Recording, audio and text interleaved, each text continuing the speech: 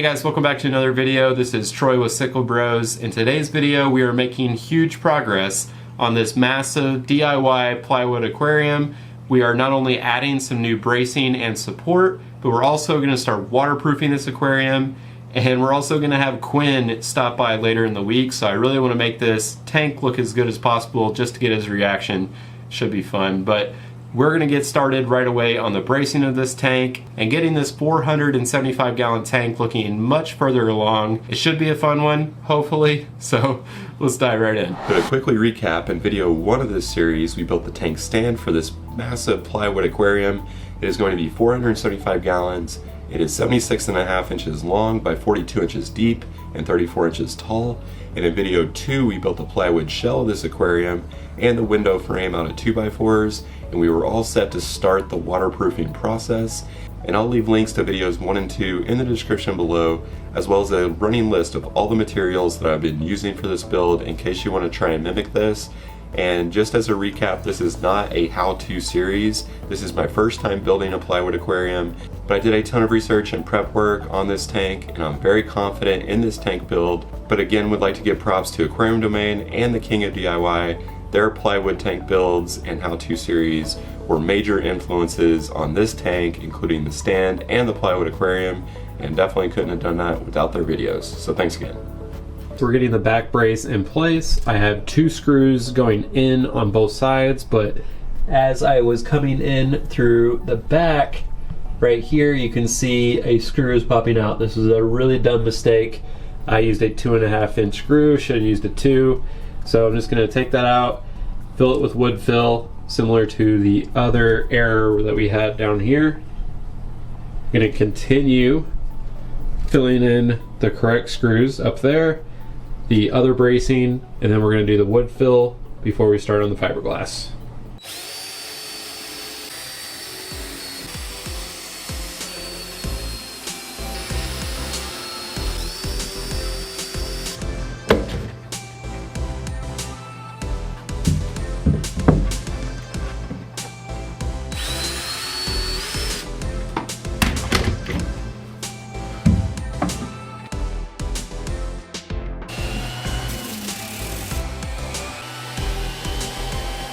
So we got the window frame screwed into place and into the stand. We also have 2x2s on the 2 side panels screwed in and the 2x4 of the back brace. So now that the internal bracing and the window frame are screwed into place, we can get started on waterproofing. We're going to be adding extra bracing to the outside and the top of the aquarium later on, but we can go ahead and get started on the waterproofing. And to do that, we have to sand down the entire inside of the tank. And there are multiple ways of waterproofing a plywood aquarium. Usually it's a combination of fiberglass and pond shield.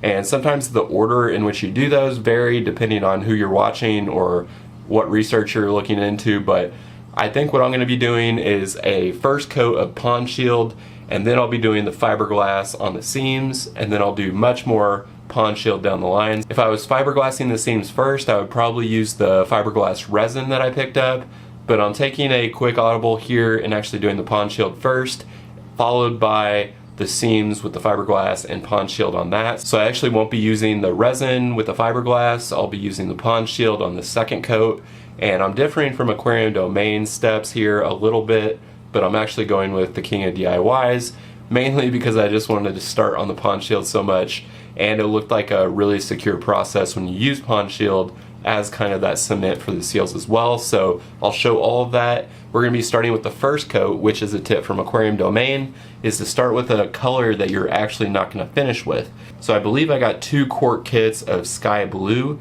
which will be at least the first coat, maybe the second or third.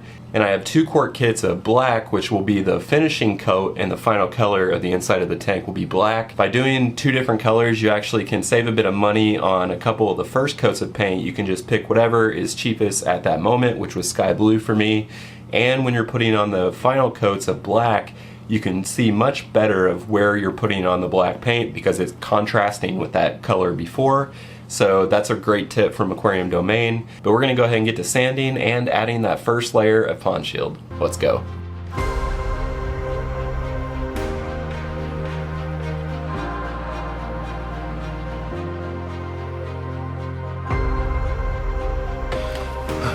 Well, just realized don't like sanding.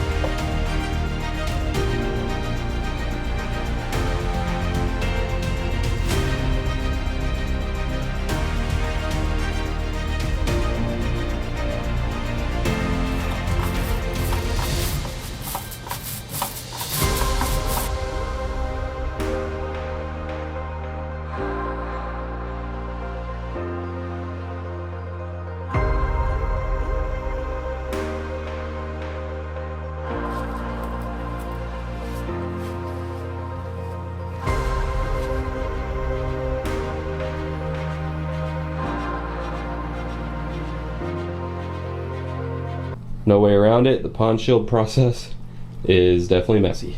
The first coat of pond shield is now complete, and as you can see, it does kind of soak into the wood a little bit, and that's obviously why you do multiple coats of this. And like I mentioned, this is just sky blue. It was the cheapest color available on Amazon.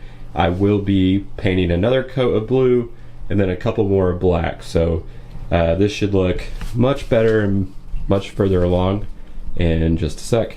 24 hours later.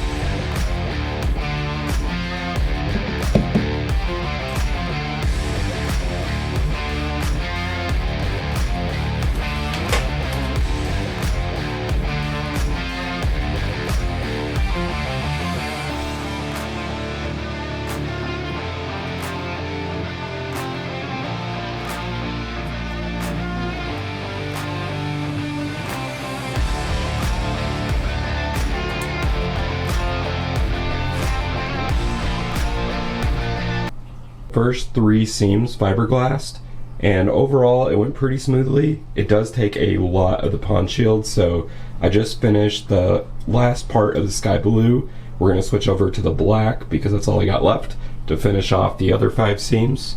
And sorry about my voice, I am sick right now, but the work must go on.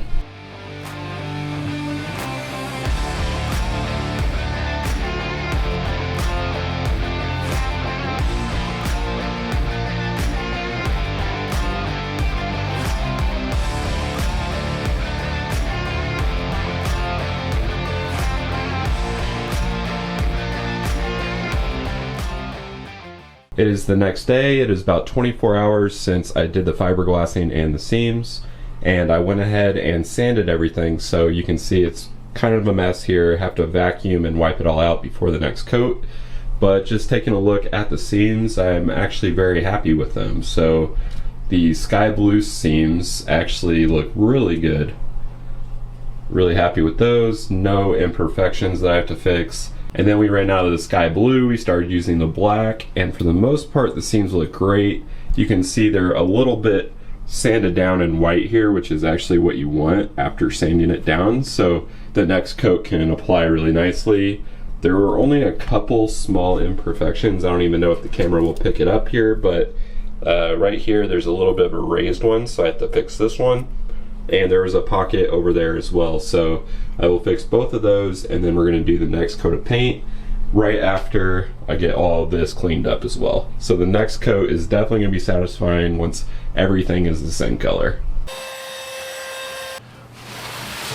So Quinn is going to be here in about an hour and a half, and I definitely want to make this look better so I can get a good reaction from him. So we're going to go ahead and get this next coat of pond shield on, and I think it's going to look so much better when it's all one color, so let's get to it.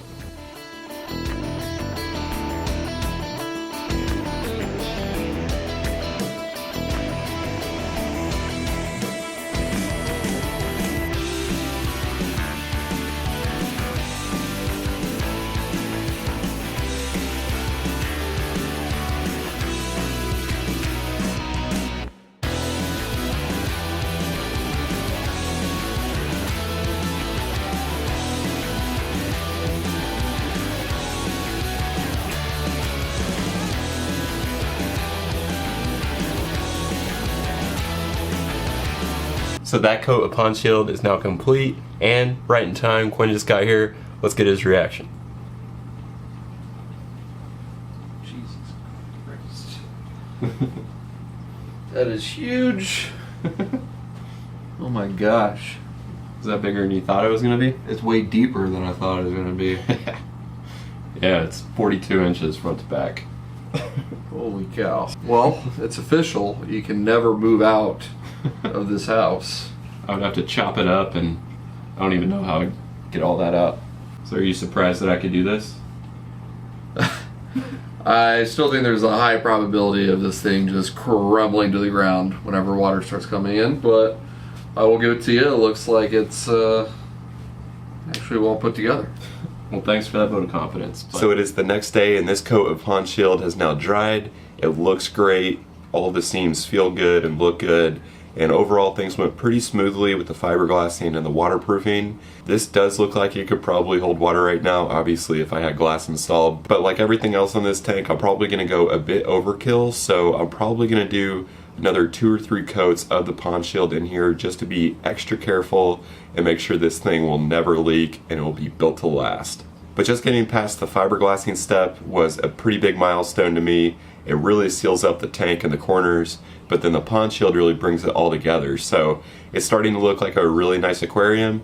And in the next video, I'll likely be adding the bracing for the outside of the aquarium, the top, front to back. I'll be cutting the holes for the plumbing and plumbing to the sump.